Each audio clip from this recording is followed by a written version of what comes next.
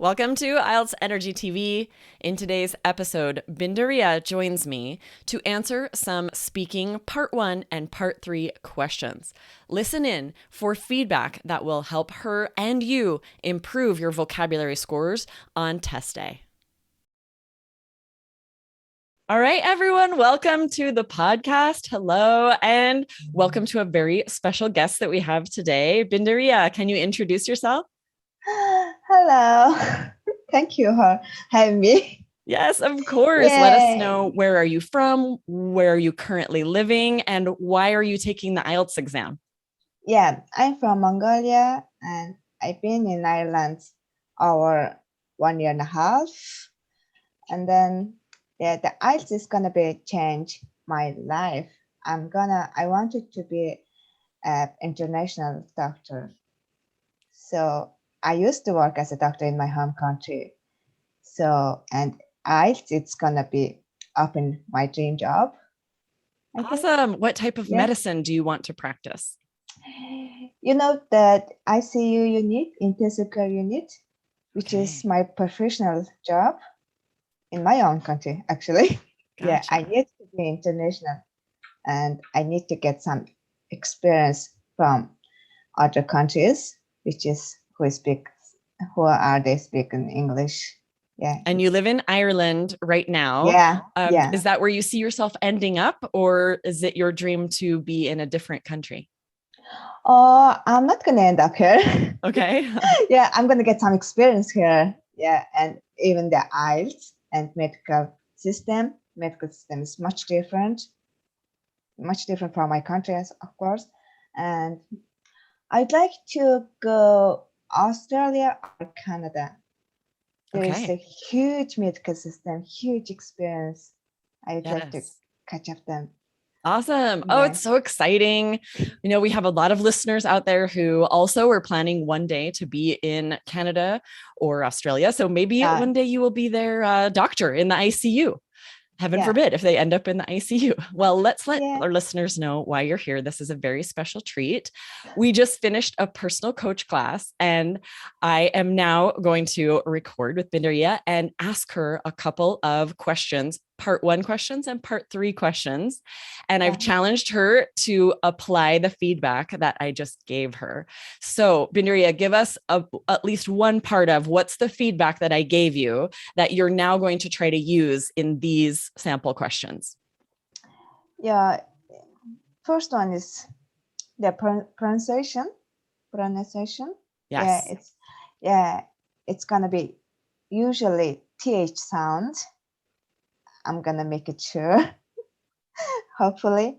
And then some filler phrase, slang words, and not the informal words. Okay, awesome. I'm gonna use try.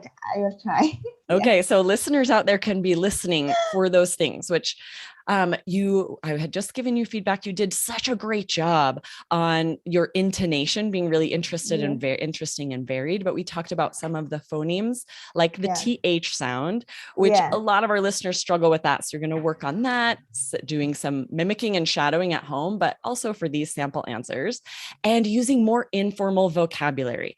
Binderiya used a lot of great high-level vocabulary, but did not get that variety you need to have slang or idiomatic language, phrasal verbs, especially in part 1 and part 2. So what we're going to do is she's going to answer 2 part 1 questions, and we're going to listen for that informal vocabulary. And then if we have time, we'll do a part 3 question as well to hear the difference, how it will be less informal and much more formal with those answers. So let's go ahead and get started. Are you ready? Yeah. Okay, your first question is, how much time do you spend outdoors each week? Outdoors, which is a free time or just including work time? Yes, both free time and work time. It's a lot. So many times I spend outdoor because I work 6 days a week. Every morning I have to go out at 7 o'clock until working days until 2 o'clock, and then at the weekend until 6 o'clock, which is the almost half, like 50-60% of outdoors activity, and then using the traffics and walking, cycling, everything, every kind of traffics I do use here. Why do you think outdoor activities are good for people? Oh, it's of course good when you're walking in the outdoor, in the just the park or the street. You feel like relaxing, and your body is just moving, and then you can breathe in deeply in outdoor, and then for me it's a good feelings.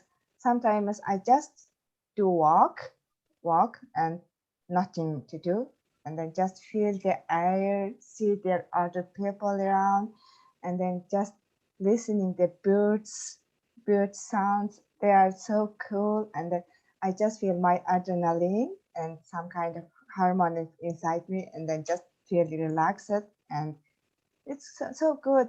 Maybe with cup of coffee, it's a huge help. Awesome. Yeah. Okay, great job. So I could definitely hear you using some more informal words. You said it's so cool, right? But again, I'm hearing the word good a few times, right? So this is going to take some practice. It's difficult to get that feedback and immediately be able to use it, but with some practice, you're going to get there for sure.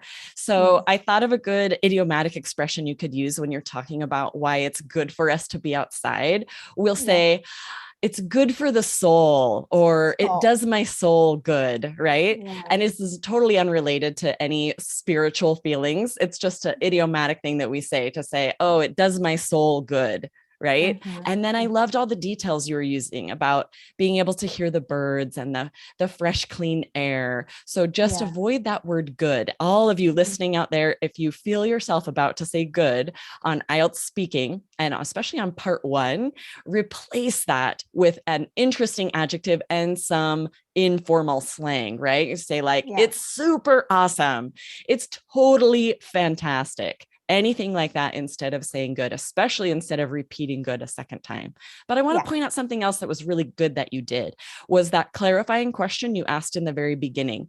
When you weren't sure if I was referring to work or free time, that was really smart. And you asked it in a very native way to say, oh, do you mean work or free time? And then the examiner can say, yeah, in general, both, right? And you don't want to start answering a question if you're not sure exactly what they're asking. And that's really smart to just in a very native way, ask for clarification. That does not pull down your score. And that way you can be confident that you're answering the question the examiner wants you to answer. So great job. All right, let's ask you a part 3 question, and we're going to see the difference here. Instead of that very informal way you would speak to a friend using some slang, to have it be a little more formal, higher level vocabulary. So your question is, are there many environmental problems in your country? In my home country. Sure, in your home country or in the country where you live now. Yeah, I'm gonna say in my home country, which is a small country, not that small. It's a big country. The population is small, and there is a huge environmental problem there, which is air pollution. You know, the air pollution. It's a huge problem. Even the most dangerous time is winter time. Winter time is so cold, and the people, the factories, industries use it all the time. They are making the air pollution. Also the cars as well. Many cars there, and the car traffic. It's a huge thing, and it affects for little children. They can't breathe. Excellent. Okay, great answer. I love that. Not only did you just share what are the problems, but you started to talk about the effects on children, for example. And again, great clarification question to clarify my home country or where I live now, right? And often you can choose. So for a question like this, where it just says in your country and the examiner hasn't specified, you could answer about your home country. or the country where you're living now. But yes, if the question asks, what do people eat for breakfast in your home country? Then they're asking about where you were born, right? Yeah. Now, again, with vocabulary, these words small and huge are very common. Band 5, band 6 words, right? And I know that you know a lot of parallels, synonyms to boost your vocabulary score here. So when you're talking about a small country, you're saying, well, not that small. You can use tiny or minuscule is a high level word that just means small. And then huge, you said 3 or 4 times, right? A huge, huge problem. Think of all the higher level words: gargantuan, humongous, gigantic, other words that just mean huge, to boost that vocabulary score, right? But great job. Lots of good ideas. Your fluency and coherence score is 7 because you aren't pausing. You're not having to stop to think about it. You have interesting ideas. And now your focus will be on your vocabulary. For part 1, getting some more informal vocabulary in there. And then for part 3, replacing those more common, especially those common adjectives that have so many other words that you could say, right? Yeah. All right. Thank you so much, Binderiya, for joining me today. This is always so useful for listeners to hear students give sample answers and then hear the feedback that they would receive if they were in your shoes. So thank you for joining me. Yeah, thank you. Thank you for having me. Yes. And I'm so glad you took this speaking personal coach class today. For all of you out there who don't know what that is or think, I could use that. I could use a one-on-one class with a teacher to get feedback about how I'm doing for IELTS speaking. Sign up for 3 Keys, allearsenglish.com/keys, and you can get into those personal coach classes. All right. Thanks, Binderiya. So nice to have you You're here. welcome. Have a good day. Yeah, you too. Bye. Bye.